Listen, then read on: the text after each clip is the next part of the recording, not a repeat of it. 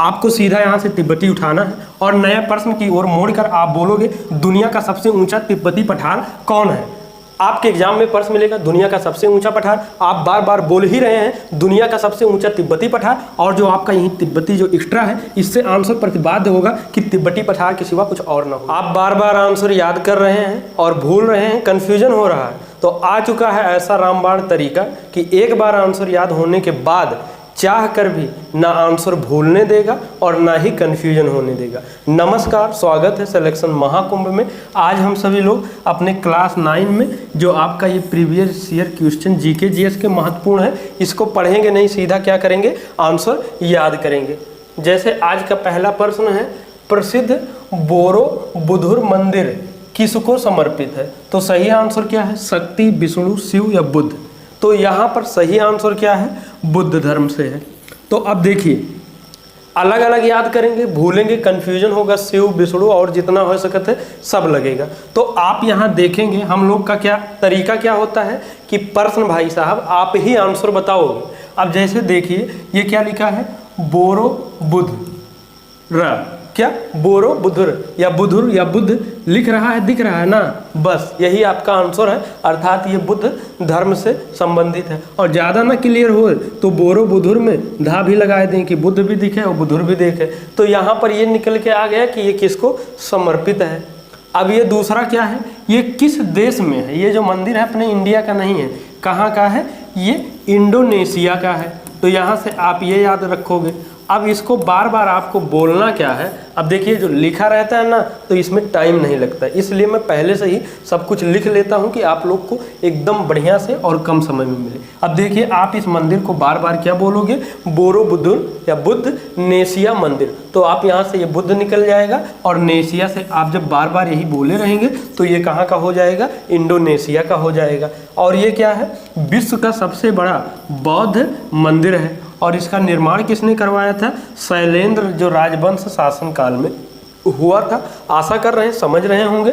और निम्नलिखित में से कौन एक प्रसिद्ध विज्ञान कथा पुस्तक, अर्थात मतलब कहना ये चाह रहा है कि ये विज्ञान से रिलेटेड है। अब आप देखेंगे इसमें अगर कुछ ना जानत है तो ऐसे थोड़ा देखिए, और ये तो अपना ये घिसा पिटा, हमें लगता है कि आप कहीं भी हो इस वाले को कोई भूल ही नहीं सकता है। इसको हम लोग बोलते ही हैं क्या, पंच विष्णु तंत्र, अर्थात पंचतंत्र के लेखक विष्णु शर्मा निकल जाए। जब इसका आंसर नहीं है मैं बता। अब देखिए विज्ञान के पुस्तक है और इससे रिलेटेड, तो कहीं ना कहीं सूर्य सिद्धांत, तो ये कुछ लग रहा होगा कि मतलब सूर्य पृथ्वी संबंध बता रहा है या ऐसा कुछ, तो कहीं ना कहीं ये विज्ञान से ही रिलेटेड होगा। तो इसका सही आंसर क्या है, सूर्य सिद्धांत। और इस पुस्तक को लिखा किसने है?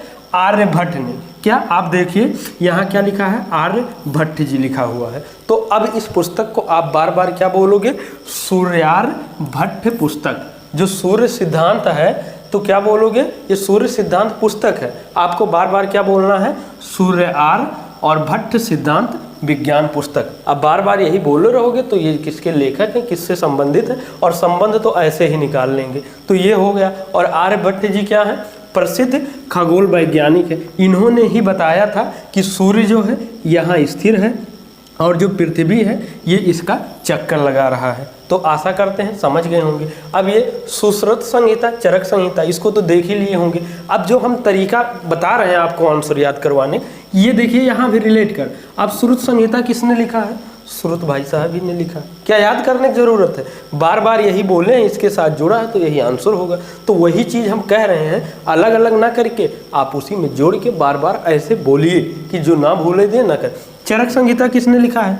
चरक जी ने लिखा है। ले हो गए, ये याद ही नहीं करना। तो अब तरीका बदले, आयुर्वेद से संबंधित है, चाहे तो चरक आयुर्वेद संहिता बोल सकते हैं, सुश्रुत शल्य चिकित्सा, अपने हिसाब से। आशा करते हैं तरीका समझ चुके होंगे। निम्नलिखित में से कौन सा दुनिया का सबसे ऊंचा पठार है? तो सही आंसर क्या है, तिब्बती पठार है। अब इसको जैसे कंफ्यूजन ना चाहते हैं तो आप इसको क्या बोल सकते हो, इसको प्रश्न ही ऐसा बना दीजिए, दुनिया का सबसे ऊंचा तिब्बती पठार। क्या बोलोगे?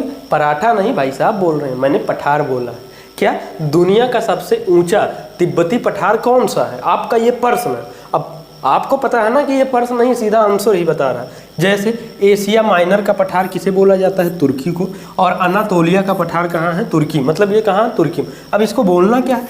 एशिया माइनर तुर्की का पठार बोलो। करना वही है, दोनों में याद करना, लेकिन इसमें ना आपको सीधा राजा बनाएगा, और इसमें ये तो है, ये जनता है सब। अनातोलिया का पठार आप क्या बोलोगे? अना तुर्की तोलिया का पठार। कहाँ है? अना तुर्की तोलिया। बार बार जैसे अनातोलिया फिट है, जब ये भी बोलना शुरू करेंगे तो ये भी फिट हो जाएगा। नदी के मार्ग में बनने वाली नई जलोढ़ भूमि या मिट्टी को कहा जाता है। अब जैसे देखिए, कोई नई नदी के मार्ग में या नदी ऐसे जा रहा है, ये है, तो इसके अगल बगल एक यहाँ पास में एक हिस्से का नाम है, ये धीरे धीरे मान लीजिए पुराना हो जाता है, तो ये मिट्टी पाई जाती है। मतलब दो ही प्रकार के, एक खादर बोल जाते, एक भांगर बोल जाते, लेकिन कन्फ्यूजन ही होता है, एक नया वाला होता है और जो फिर वही नया धीरे धीरे जब पुरान हो जाते तो क्या बोल देते हैं, क्या बोल देते हैं। अब इसको याद कैसे रखना है? अब कौन सा ये नई है और कौन सा पुरानी, कन्फ्यूजन। अब देखिए इसके दो तरीका है। अब खादर मतलब खाने योग्य। अब जो खाने योग्य है वो नया ही होगा, तभी खा सकते हो। तो ऑलरेडी जो ये खाद्य योग्य हो गए तो खादर नया हो गए, और जो बांगर दूसरा वाला है वो ऑलरेडी वो पुराना हो जाएगा। एक तो यहाँ से ये निकाल सकते हैं। अब खादर मतलब काखा अल्फ़ाबेट के क्रम में जाएंगे, पहले ये खादर खाने योग्य था, बाद में धीरे धीरे कहीं के भंगार हो गए, बेकार हो गए। अब अगर ये सब किए रहेंगे कि मतलब खाने योग्य भंगार में चला हो गए, बेकार हो गए, फेंक दिया, कब फेंका जाता है? पुराना जब हो जाता है, तो याद रहेगा, कन्फ्यूजन ना हो। नहीं सीधा सीधा याद कर लिया कि नई जलोढ़ को खादर कहते हैं, पुरानी को भांगर, तब बाद में कन्फ्यूजन। लेकिन इस तरह समझ लिए हैं तो कन्फ्यूजन नहीं। अर्थात नदी के मार्ग में बहने वाली नई को खादर खाने योग्य कहते हैं, और जो यही मिट्टी धीरे धीरे पुरानी हो जाए तो उससे दूर हो जाता है नदी से, तो उसको भंगार में फेंक दिया जाता है और पुरानी हो जाता है। निम्नलिखित में से कौन बास्केटबॉल से संबंधित है? तो अब इसका सही आंसर क्या है? ड्रिबल है या ड्रिबलिंग। अब देखिए, कोई भी शब्द है, कोई भी ट्रॉफी है, तो उसमें करना क्या है? जो जिससे संबंध हो उसी में जोड़ करके ऐसे करके बार बार वही बोलना। अब जैसे ये ड्रिबल है या ड्रिबलिंग या ड्रिबलस स्केटबॉल, ड्रिबल स्केटबॉल बार बार जब बोले रहेंगे तो कहीं ना कहीं स्केटबॉल से बास्केटबॉल तक आप पहुंच जाएंगे, और नहीं तो ड्रिबल बास्केटबॉल ही सीधा करिए। अलग अलग नहीं करेंगे कि ड्रिबल का संबंध किस खेल से है, बास्केटबॉल से, ऐसा नहीं करना। आप ये ना कर पाए तो ड्रिबल बास्केटबॉल बोलना है, ठीक वही वाला। जैसे समझ गए होंगे कि कौन सा एग्जाम्पल आने वाला है। भारत के मुख्य न्यायाधीश की नियुक्ति कौन करता है? अब ये मैक्सिमम लोग को पता ही है, जो मुख्य न्यायाधीश जी हैं, और इनको क्या कौन करता है? भारत के राष्ट्रपति जी करते हैं। और कौन से आर्टिकल अनुच्छेद 1(2) का 4 और 4(2) का 1। My name is Lakhan type वाला सुने हैं ना, तो आर्टिकल 124 के तहत भारत के राष्ट्रपति की नियुक्ति करते हैं। कौन? मुख्य न्यायाधीश का भारत के राष्ट्रपति करते हैं। और एक अतिरिक्त गुणसूत्र 21 की उपस्थिति के कारण, क्या एक अतिरिक्त गुणसूत्र 21 की उपस्थिति के कारण होने वाले विकार का नाम क्या कहा जाता है? डाउन सिंड्रोम कहा जाता है। ठीक, वैसे तो इसमें हम बहुत ज़्यादा नहीं बताएंगे, मैंने कहा ही है, मैम के पास जाइए, बढ़िया उसमें से अच्छे से समझाएंगे। अब ये देखिए, डाउन सिंड्रोम 21 से रिलेटेड है, आगे पीछे जैसे मैं जोड़ करके सिखाता हूँ वो आप यहाँ कर सकते हैं। इसका एक अन्य नाम क्या बोला जाता है? ट्राइसोमी बीमारी बोले। ये मंगोलो जैसा हो जाता है, मतलब आकार सीधा ना रहेगा, कोई सिर बड़ा, हाथ मोटा और थोड़ा मंद बुद्धि टाइप में, ऐसा कुछ हो जाता है। और वैसे सामान्यतः एक मनुष्य में कितने 30 जोड़ी गुणसूत्र पाए जाते हैं, अर्थात 46। ये भी एग्जाम में आपके प्रश्न बनता है। मतलब 22 जोड़ी, 22 जोड़ी तो सबके ऑटो में रहता है, मतलब कॉमन रहता है, लेकिन जो 23वां रहता है यही आपके सेक्स का निर्धारण करता है, कौन है, मेल है या फीमेल। भारतीय संविधान का अंतिम व्याख्याता किसे माना जाता है? अब देखिए, मान लीजिए ना भी आ रहा हो आंसर तो भी आप उससे निकाल सकते हैं कि जो भारतीय संविधान है, अब अंतिम व्याख्याता किसे, मतलब जो निर्णय, फाइनल डिसीजन, कहीं आपस में विवाद आ गया कि इसका मतलब ये नहीं ये होगा, तो कौन निर्णय ले सकता है? अब संसद में कौन बैठते हैं? एमपीएम, ठीक। मुख्यमंत्री जी कौन? एमपी ही। ऐसे सब रिलेटेड, प्रधानमंत्री, मतलब इन सब का वो बैकग्राउंड नहीं है जो यहाँ पर सुप्रीम कोर्ट में है। मतलब वहाँ के जो जजेज हैं या कोई भी हैं, पढ़ा लिखा गया है, मतलब पढ़ लिख के उनकी रिक्वायर ही है। बाकी इसमें सब में ऐसा है, पढ़े यहाँ भी हैं, लेकिन जो ये आपका अलग कैटेगरी यहाँ देखने को मिलेगी, अर्थात सुप्रीम कोर्ट ही फाइनल इसका अंतिम व्याख्या करेगा।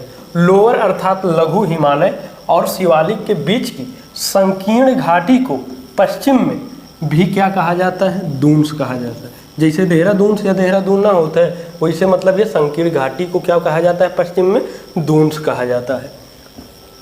महादायी जल विवाद न्यायाधिकरण में कौन सा राज्य शामिल है? महादायी मतलब मांडवी, ठीक, जो मांडवी नदी है, कहाँ से संबंधित है? गोवा, कर्नाटक, महाराष्ट्र से। अब देखिए इसका ऐसे आप याद कर सकते हैं कि महादायी या मांडवी जल विवाद न्यायाधिकरण गोवा, कर्नाटक, महाराष्ट्र, तो भूलने की पॉसिबिलिटी बनेगी। अपना क्या है? सेम वही है, सब कुछ वही है, और ये कोई ट्रिक नहीं है। बस हम क्या कर रहे हैं, इसको इस दोनों के बीच में बंद कर दे रहे हैं कि जब ये पढ़े तो आगे फटफट फटफट वो निकलता है। तो आप इसको ऐसा भी बोल सकते हैं, गोवा के लिए गोवा, कर्नाटक के लिए नाटक और महाराष्ट्र के लिए महा जोड़कर इसको क्या बोलना है? महादायी या मांडवी, या बोलेंगे महादायी मांडवी, ऐसे भी बोलेंगे। महानाटक गोवा जल विवाद, क्या बोलना है भाई? इतना बड़ा तो ये था ही ना, इतना छोड़ के, तो इसको थोड़ा और बड़ा कर लेंगे और क्या बोलोगे बार बार? महादायी मांडवी महानाटक गोवा जल विवाद। महा से महाराष्ट्र, नाटक से कर्नाटक, ओवा गोवा से आंसर आपके गोवा हो जाएगा। इनमें से कौन एशिया और उत्तरी अमेरिका को अलग करता है? अब ये आपको सुएज नहर हुआ, ये सब मिलेगा आपको, या खाड़ी हुआ, कि कौन किसको अलग करता है। अब जैसे सुएज नहर से पूछा ही जाता है किसको अलग करता है, या दो को कौन, मतलब किस दो को जोड़ता है, ठीक। तो अब इसका आंसर क्या है? भूमध्य सागर या लाल सागर, मतलब भूमध्य सागर और लाल सागर के बीच से ये सुएज नहर है। अब चाहे कह दीजिए ये दोनों को अलग करता है या दोनों को जोड़ता है, बांधता है, बात एक है। अब देखिए अगर बार बार कन्फ्यूजन हो जाता है कि काला रहा कौन रहा अलग रहा, तो इससे रिलेटेड यही प्रश्न बनना है। हम जो कि यहाँ भूमध्य उठा लीजिए या भू उठा लीजिए और लाल उठा लीजिए, तो सुएज भूमध्य लाल नहर, तो एग्जाम में ये मिलेगा। हम जोड़ के ये बोले हैं तो यहाँ तक हमारा दिमाग पहुँच जाएगा कि इसको जोड़ रहा है या अलग कर रहा है। ऐसे इसका ये तो अलग का होगा, इसका है ये सही आंसर एशिया और उत्तरी अमेरिका को जोड़ता है, अलग करता है। तो आपका सही आंसर बेरिंग स्टेट या बेरिंग की खाड़ी है। तो अब आप चाहें तो बेरिंग एशिया उत्तरी अमेरिका स्टेट करके आप जोड़ के इक्के में कर लीजिए अपने हिसाब से। किस मुद्रा को भुजंगासन प्रदर्शित करता है? भुजंग अर्थात मणि अर्थात सर्प, ऐसे भुजंग अर्थात क्या होता है? सर्प होता है, ठीक है। तो इसका मतलब ही होता है कि भुजंग मतलब सर्प, तो सर्प जैसी फन और उसका आसन तो बता रहा है। तो आप देखिए अगर अर्थ पहुंच गए हैं तो कमल होगा, बिल्ली, कोबरा, पेड़, क्या हो सकता है? तो कहीं ना कहीं फन कौन बनाएगा? कोबरा यहाँ आंसर हो जाएगा। आपको यह क्या मिलेगा? शरीर की आकृति फन उठाए हुए भुजंग अर्थात सर्प जैसी बनती है। राष्ट्रपति की अनुपस्थिति में भारत का कार्यवाहक राष्ट्रपति कौन होता है? जो ये आपके भारत के राष्ट्रपति जी होते हैं ना, इसीलिए होते ही हैं कौन? उपराष्ट्रपति। कि कभी भी मान लीजिए भारत के राष्ट्रपति जो हैं उनका त्यागपत्र दे दिए, निधन हो गया, महाभियोग लाया गया, तो ये भारत का सर्वोच्च पद है, आपको पता ही है, तो प्रथम नागरिक भी हैं, तो ये पद ना खाली रहे, इसलिए भारत के राष्ट्रपति उपराष्ट्रपति की व्यवस्था किया गया है कि अगर किसी कारणवश ये होता है, मतलब साइड जाते हैं, तो इनको तुरंत उस पर कार्यवाहक राष्ट्रपति बना लिया जाएगा। और उपराष्ट्रपति जी एक और क्या होते हैं? राज्यसभा के सभापति भी होते हैं।